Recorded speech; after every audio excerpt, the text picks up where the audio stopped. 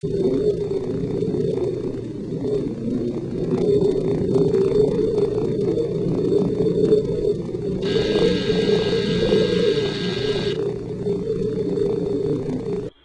January 4th, 2008.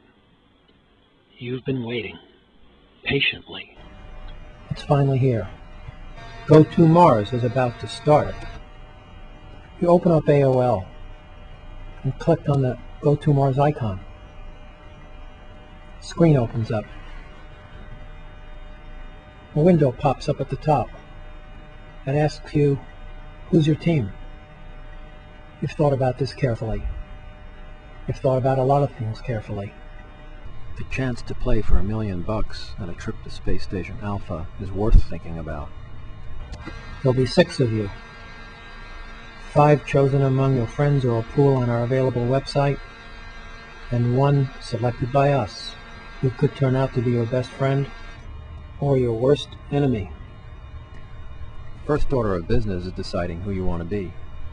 Ship commander, pilot, systems engineer, navigator, astrobiologist, medical officer. More questions follow. Where are you going to leave from? What's your POP, point of departure? You going to leave from Earth? The space station? The moon? A Lagrangian point?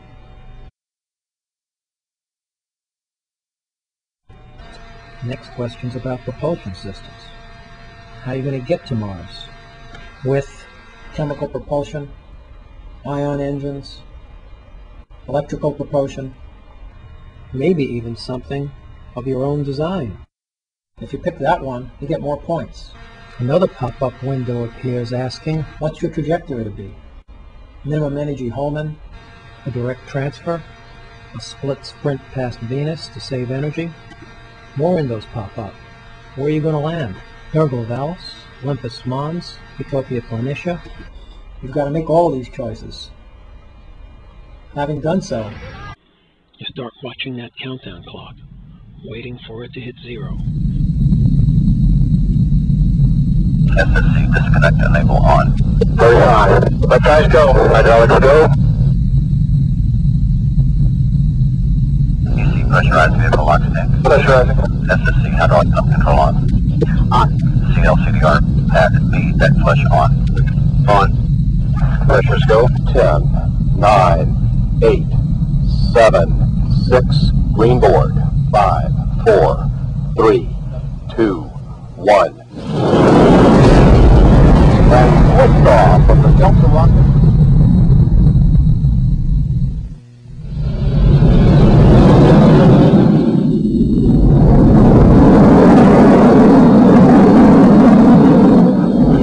The program response is good.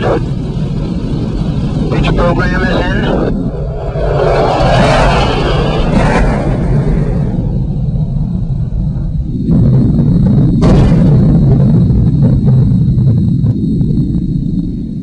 The tension rises as you begin to watch your instruments. You've got to have programmed the maneuvers to reach 25,000 miles an hour, or you'll never clear Earth orbit.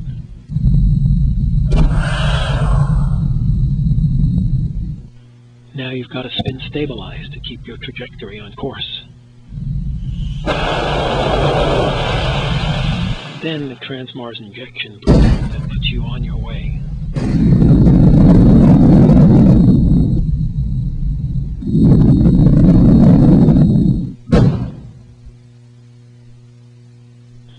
The eerie silence is soon replaced by a screensaver. Earth is in the left-hand side at the bottom. Mars is at the top. Thousands of lines, trajectories, are going from one to the other. One of them is blinking. It's you. Unbeknownst to you, the minute the launch took place, a random number generator started. It's a failure simulator. Everyone's got a different failure. You don't know what yours is going to be. You don't know when it's going to happen. You don't know how often it's going to happen. All you know is there are 3 kinds. There's a criticality 3, something that you'll have to look awfully hard to find, something as simple as you're using your food faster than the allotment. Possibly there's a tiny leak. Or you could have a criticality too. That you'll know about by an alert that comes on your screen. And it'll tell you the environmental control system's got a problem. Guidance and navigation is off. A more major failure. Or you could have a criticality 1. Loss of the spacecraft, the crew, and the mission. That might hit you before you even know it. A meteor, an explosive decompression. If that happens, you're back to square one. You've got to start the game all over again, while everybody else goes on their way. Spacesuit leaks, solar flares, depressurization, loss of communication, resource overuse, navigation breakdown. Lots of things can happen, and probably will. How you solve these problems is the key to winning GoToMars. If you and your team do so cleverly, creatively, and without building up too many penalty points, you're ahead of everyone else. But what if you can't? What if you need help? Well, you've got 5 lifelines to help you. The first one came with the CD that's part of the game. It tells you, in layman's terms, how all the different systems work. As an example, suppose you make the mistake, miss a waypoint, and get slightly off course. Well, you're going to have to burn your thrusters to get back on course. How do you do that?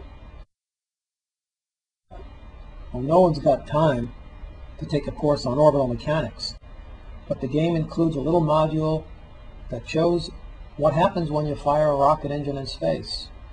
It's not as intuitive as you think it is.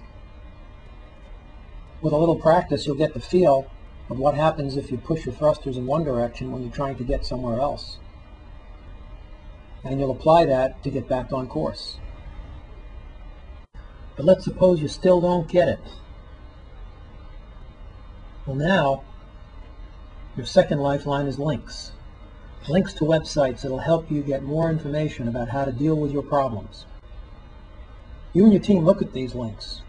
Let's supposing you don't get it after that. Now you can go to your stage 3 lifeline. Remember that crazy cafe in Star Wars where all those characters were sitting there parading around each other? Well, we've got one of those. It's a mid-course cafe. All the teams playing the game are in an enormous chat room. And some of the other teams can help you out if they want to. Or they can give you the wrong information, set you back. It's up to you to decide what value you're getting out of these conversations with the other guys. Okay, you've gone through stages 1, 2, and 3 of your lifeline and you're still haven't figured out a solution to your problem. Time's a wasting. Well, now you can collect on our senior citizen hotline pool. Each team is assigned a senior citizen retiree, a professional, say a doctor, an MD, an engineer, a mechanic,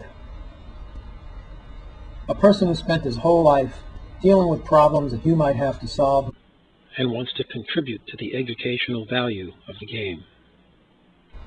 You've got his number, you call him up, he gives you help. And after you're done with that, if you're still nowhere, you can finally get your solution by calling Lifeline 5, a mission control center staffed around the clock. Right, you've got it. You're back on course. You're on your way. But you've paid a price. It's kind of like Monopoly. You've been set back 5 spaces and you've got to go from jail and start all over again while everybody else is going ahead. But if you're smart enough, you can avoid these penalties by looking at the instruments. The instruments tell you everything. If you know where to look, you can get these problems in the bud, and you don't have to use your lifelines. Okay, there's a caveat. To get from your screensaver, which shows your progress and everybody else's, inside your spacecraft,